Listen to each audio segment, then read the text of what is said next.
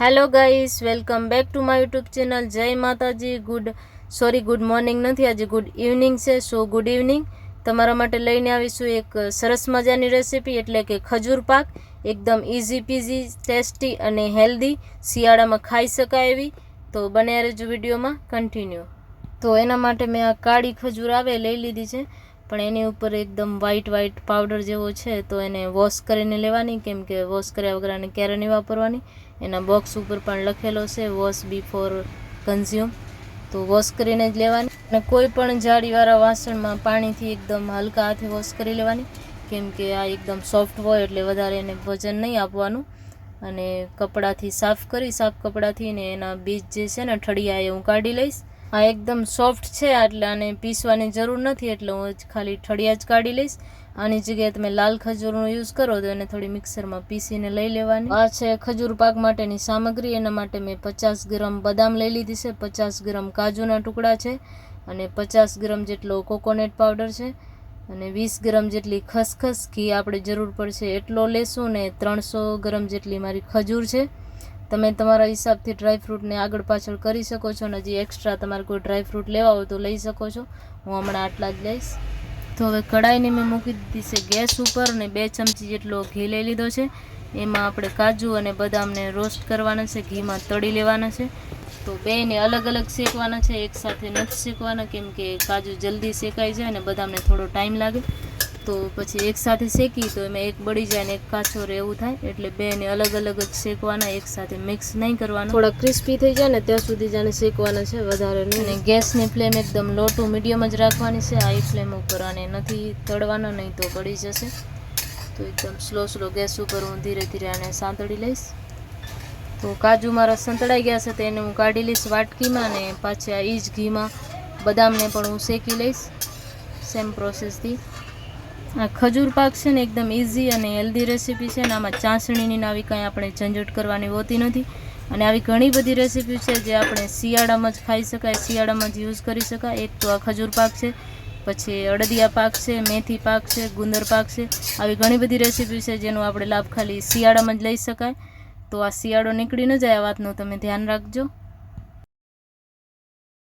તો હવે આપણી બદામ પણ શેકાઈ ગઈ છે, એને કાઢી લેશું. અને એ જ કઢાઈમાં ઘી છે, એમાં જ હજી થોડો ઘી આપણે ઉમેરી અને એમાં જ ખજૂરને નાખી દઈશું.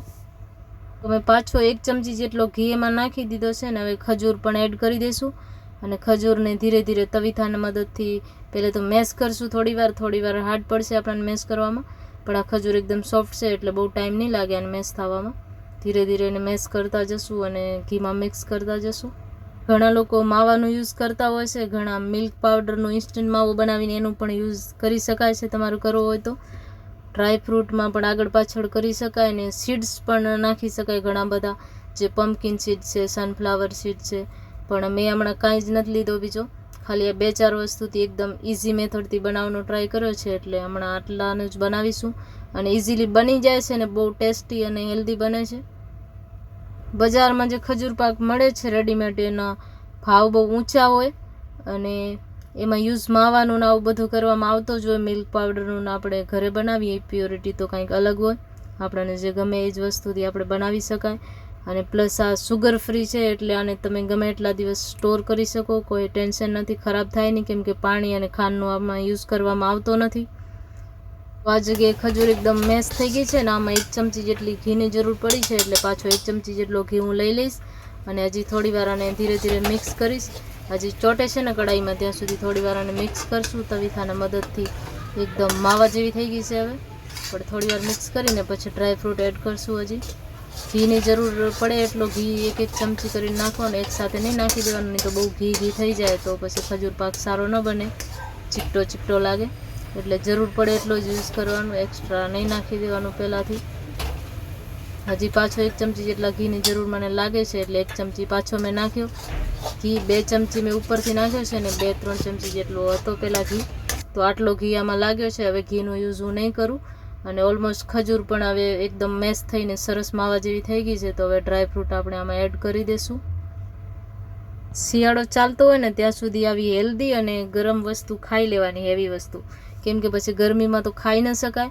અને આનાથી આપણે શરીરને મજબૂતી મળે, હાડકાં દુખવાની પ્રોબ્લેમ ઓછી થાય, એટલે આ બધી વસ્તુનું શિયાળો હોય ત્યાં સુધી ધ્યાન રાખવાનું. હવે આપણી ખજૂર પાક બનાવવા માટે એકદમ પરફેક્ટ છે, રેડી થઈ ગઈ છે, એકદમ મેશ થઈને માવા જેવી બની ગઈ છે, સોફ્ટ.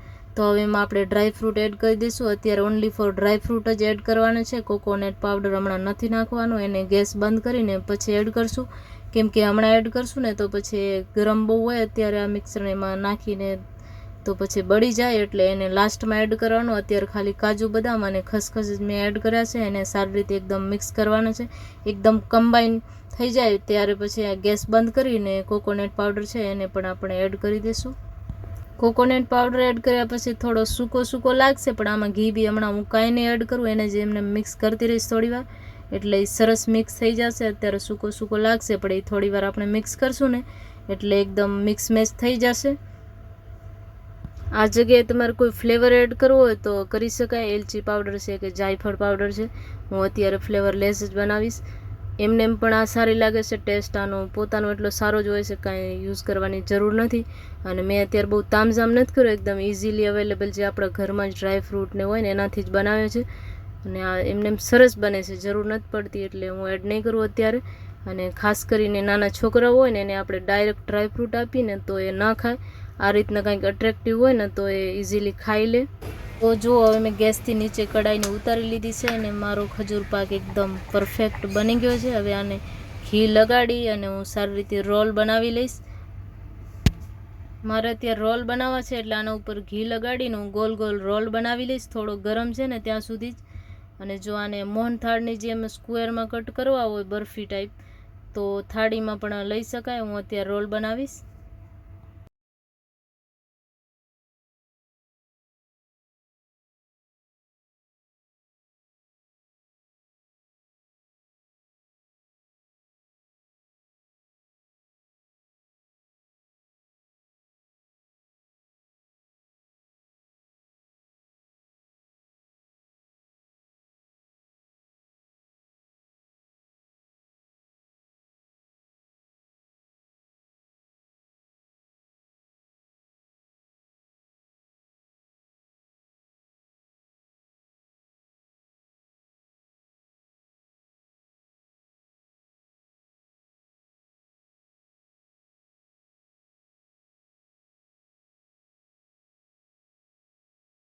જોવાનો સરસ રોલ વળી ગયો છે, પણ આ રોલ હજી વધારે મોટો છે. આટલો મોટો રોલ નહીં બનાવો, એટલે આને વચ્ચેથી હું 2 ભાગ કરીને 2 રોલ બનાવી લઈશ આમાંથી. અને પછી થોડી વાર એને ઠંડા કરવા માટે મૂકી દઈશ.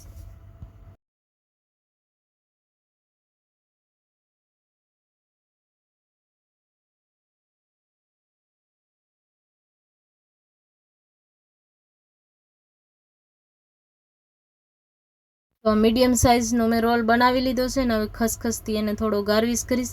ખસખસનું ડેકોરેટ બહુ સરસ લાગે છે આમાં. આ જગ્યાએ કોકોનટ પાવડર પણ લઈ શકાય. હું હમણાં ખાલી ખસખસને જ આમાં મિક્સ કરીશ તો એકદમ સરસ દેખાય છે ને ખાવામાં પણ સરસ લાગે છે. એટલે ખસખસ ઉપર થોડો નાખવાનું તો વધારે સારા બનશે.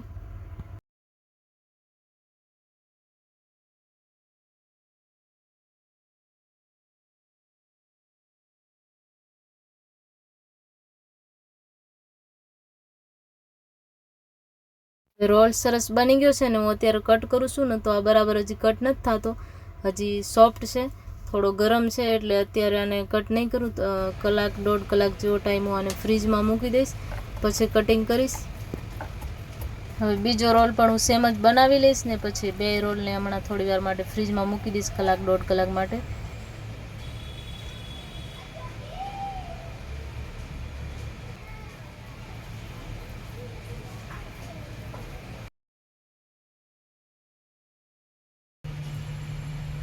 અડધી કલાક પોણા કલાક જેવો ટાઈમ થયો છે ને મારા રોલ એકદમ રેડી થઈ ગયા છે, એટલે મેં લઈ લીધા છે.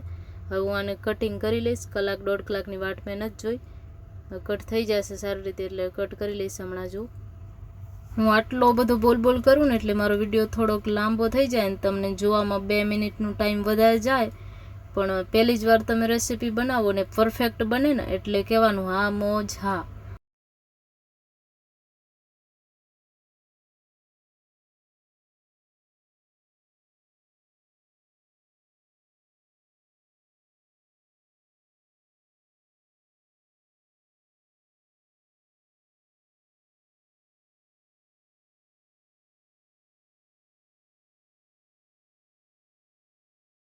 તો જુઓ મેં અડધી કલાક ફ્રીજમાં રાખ્યા હતા ને તો એ સરસ ટેક્સચર આવી ગયું છે એનું, સરસ રીતે કટ થાય છે. એટલે હું આ 2 રોલને કટ કરી લઈશ.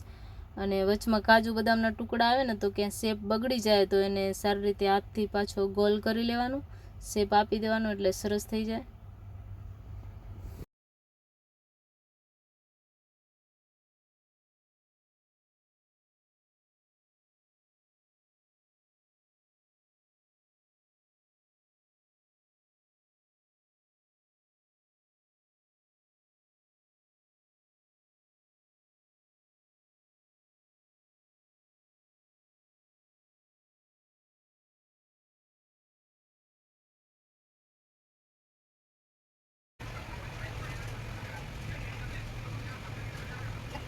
તો જુઓ સરસ મજાનું હેલ્ધી અને ટેસ્ટી એવો ખજૂર પાક બનીને થઈ ગયો છે રેડી.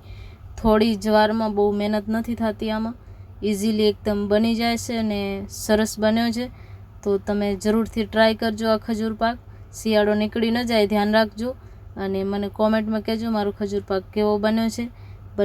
બને એટલો મારા વિડીયોને શેર કરજો, લાઈક કરજો, સબસ્ક્રાઈબ કરવાનું ભૂલી ન જતા અને આ ખજૂર પાક બનાવવાનું પાછા ભૂલી ન જતા. તો આમાં 300 ગ્રામ જેટલી મારી ખજૂર હતી ને 200 ગ્રામ જેટલો અધર મટીરિયલ હતો, કાજુ બદામ ને કોકોનટ પાવડર ને ઘી ને બધો મળીને. તો 500 ગ્રામનું ખજૂર પાક બન્યો છે મારો આટલો. તો હવે આને અત્યારે હું કાચના કન્ટેનરમાં સ્ટોર કરીને રાખી દઈશ. કોઈ પણ ડબ્બામાં, પેક ડબ્બો હોય એમાં રાખી શકાય.